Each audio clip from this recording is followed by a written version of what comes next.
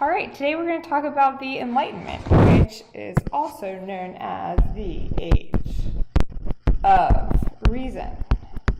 And it's called this because of what happened right before, and that is the scientific revolution. So let's do a little timeline here.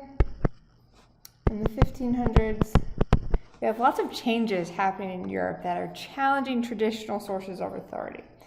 So we have the Reformation, which is going to challenge the Catholic Church. We have the Scientific Revolution, which also challenges the Catholic Church and there's many ideas long held by man. We have exploration happening, which is bringing people from Europe into contact with all these new cultures and their new ideas and different ways of life. So then we've got the 1600s.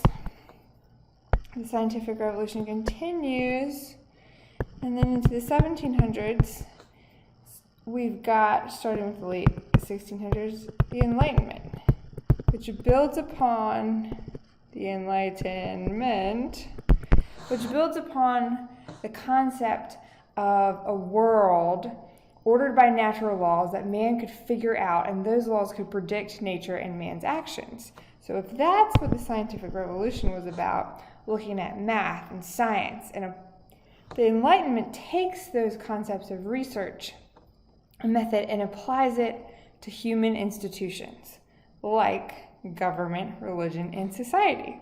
So let's have a look at what exactly these new ideas were. We've got reason,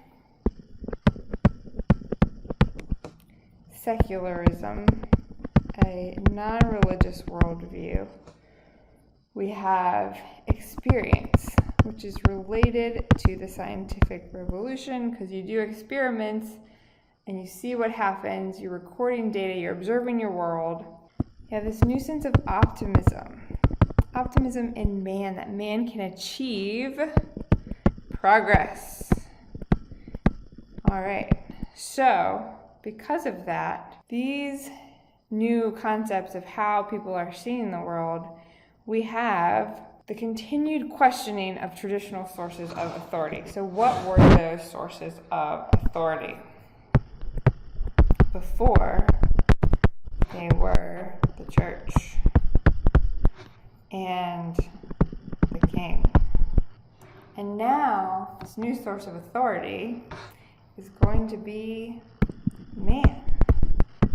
So these things, man is going up while the church and the king are going down because they are being questioned. Don't just accept tradition, use your experience to form progress, to shape things like the political, the economical,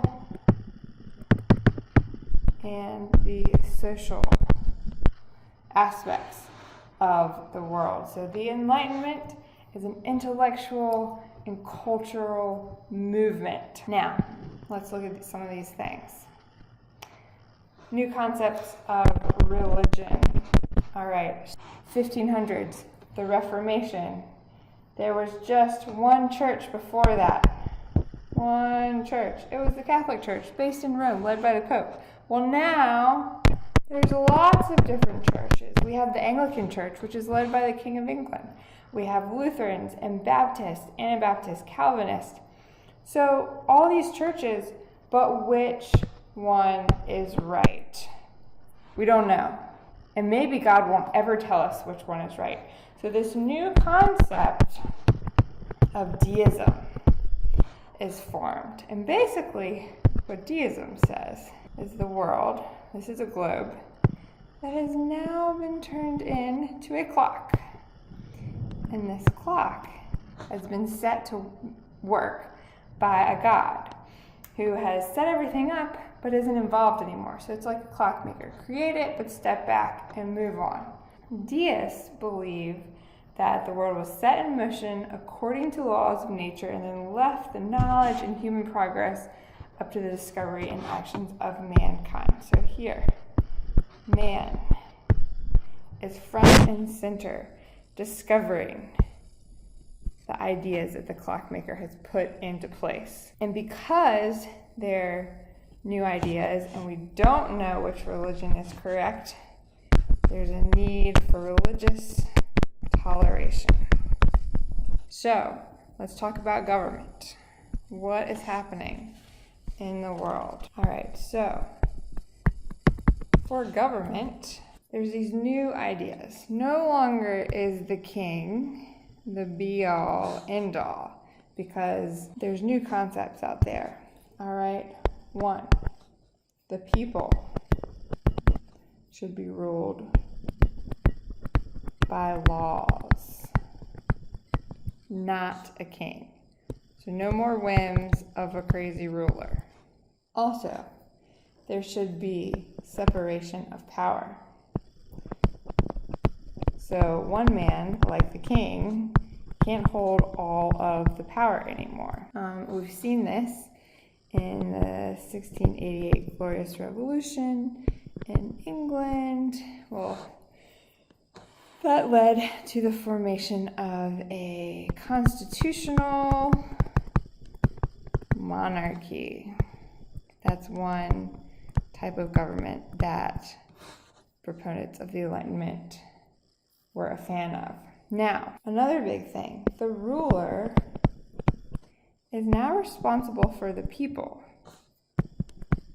And the people are also responsible to the ruler. They've got this social contract idea. And because of that, they're interacting on a two-way street.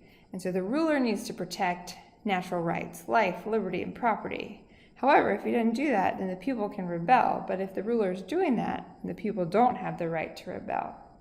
So one main thing is equality. However, democracy is not on the cards at all. Equality only before the law. So everyone should be treated equally in the justice system, but they definitely don't think everyone is able to participate in the government because they just don't have the knowledge or the ability to do so. All right, so let's move on to the economy now. So before the Enlightenment, we had this concept of mercantilism, where basically the king used lots of rules and regulations to control the economy so he could increase his wealth. Major new economic theory, mainly by a guy named Adam Smith, in his book The Wealth of Nations, said governments should step back. We have this laissez-faire concept, anti-guilds, anti-government involvement. Basically, it's the start of the concept of capitalism. Now, where is this happening? It's happening in France. Why is it happening in France? It has the most people.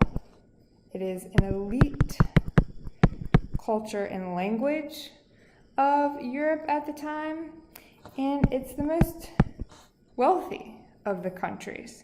It's also more tolerant, and all of those things make it a place for people to discuss ideas. Now, who is discussing these ideas?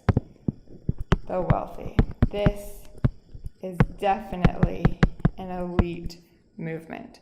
It's not for a peasant who is illiterate. And basically, most people are at the time. About half the population can read in France.